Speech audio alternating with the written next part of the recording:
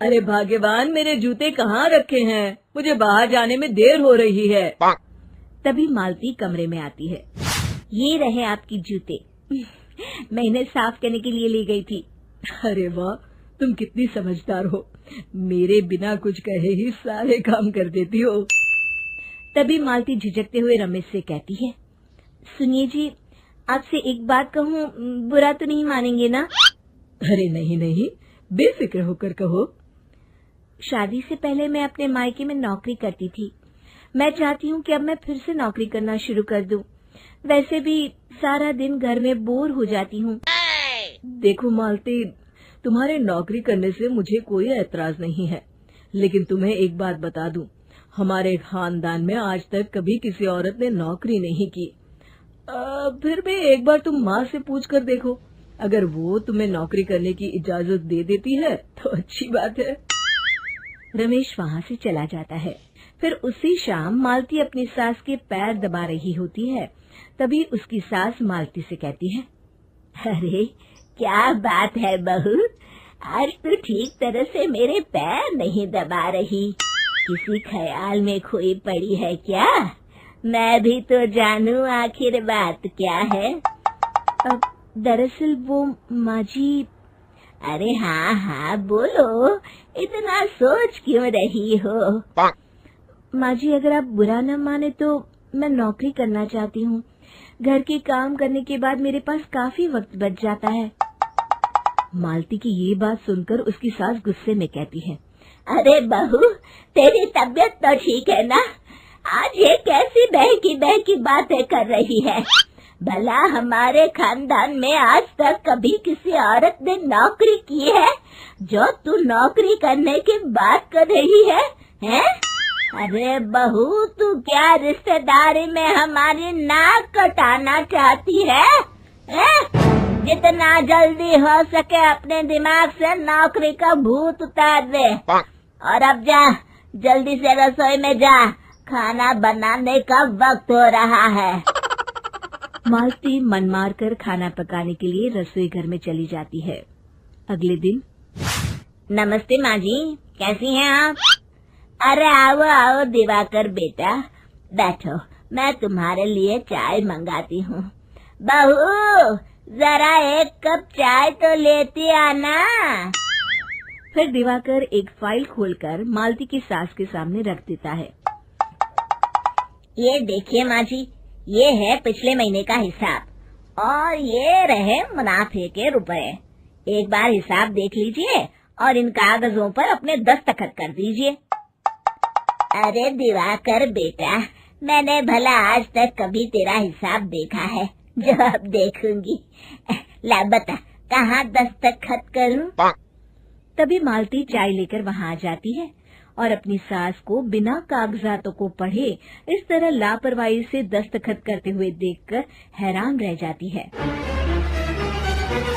अच्छा माँ जी, अब मैं चलता हूँ, फैक्ट्री में बहुत काम है।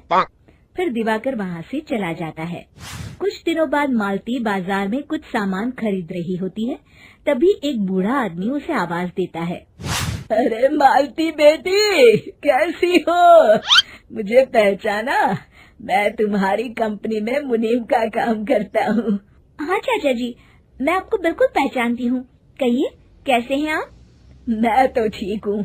कंपनी में कुछ भी ठीक नहीं चल रहा, यहाँ तक कि हमें ठीक वक्त पर तनख्वाह भी नहीं मिलती। ये आप क्या कह रहे हैं? अब क्या बताऊँ, आप लोग तो कभी हिसाब किताब देखने दफ्तर आते नहीं। मेरी मानो तो एक बार आप लोग दफ्तर आकर सारा हिसाब किताब देख लो, आपको असलियत पता चल जाएगी। अच्छा बेटी, अब मैं चलता हूँ, देर हो रही है। फिर वो बूढ़ा वहाँ से चला जाता है। वहीं दूसरी तरफ मालती घर पहुंचकर अपनी सास को सारी बात बताती है। तभी वहाँ रमेश भी आ जाता है, लेकिन मालती की सास मालती की किसी भी बात पर विश्वास नहीं करती। तभी रमेश कहता है, अरे माँ, बिना आग के कभी धुआं नहीं उठता। जब मालती इतना कह रही है तो हमें एक बार दफ्तर चलकर देख लेना चाहिए। वैसे भी हम लोग काफी दिन से अपने दफ्तर नहीं गए हैं। इस तरह किसी एक आदमी के भरोसे काम छोड़ना मुझे भी ठीक नहीं लगता। अगले दिन वे सभी अपने दफ्तर पहुंचते हैं और सीधे दिवाकर के कैबिन में जाते हैं। अचानक सबको एक साथ देखकर दिवाकर चौंक जाता है। अरे माँ जी, आप सब लोग अचानक यहाँ कैसे आ गए? अगर कुछ काम था तो मुझे एक फोन कर दिया होता, मैं आपके घर आ जाता।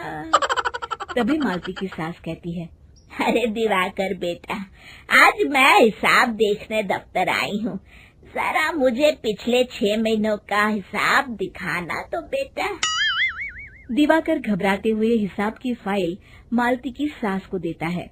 मालती की सास फाइल लेकर मालती को देती है और कहती है, ले बहू, देख ले हिसाब। मालती फाइल को बड़े गौर से देखती है और अगले ही पल उसे सारी गड़बड़ी समझ में आ जाती है। वो अपनी सास से कहती है, माँ जी, मुनीम चाचा बिल्कुल सही कह रहे थे। हमारी कंपनी में पिछले 6 महीनों में जितना मुनाफा हुआ है, हमें उसका आधा पैसा भी नहीं मिला। यूँ समझ लीजिए कि 1 रुपये में सिर्फ चवन्नी ही हमारे हाथों में आई है। मालती की बातें सुनकर मालती की सास गुस्से से दिवाकर को पूछती है, क्यों दिवाकर, मेरी बहू जो कह रही है वो सच है? दिवाकर समझ जाता है आज उसका भांडा फूट चुका है। वो गिड़गिड़ाते हुए कहता है, मुझे माफ कर दीजिए माँ जी, मैं पैसों के लालच में अंधा हो गया था। अरे वाह दिवाकर, तू तो 1 नंबर का चोर निकला। इतने दिनों से मैं तुझ पर आंख बंद करके भरोसा करती रही और तू मुझे ही चुना लगाता रहा। अभी के अभी निकल यहाँ से और दोबारा अपनी शक्ल मत दिखाना। दिवाकर वहाँ से भाग जाता है। मालती की सास मालती को शाबाशी देते हुए कहती है, बहू, आज मैं समझ गई कि पढ़ाई लिखाई हमारी जिंदगी में कितनी जरूरी है। मैं बहुत किस्मत वाली हूँ जो मुझे तुझ जैसी बहू मिली है। शिक्षा, पढ़ाई लिखाई का इस्तेमाल सही जगह करके हम दुनिया में बहुत कुछ बदल सकते हैं।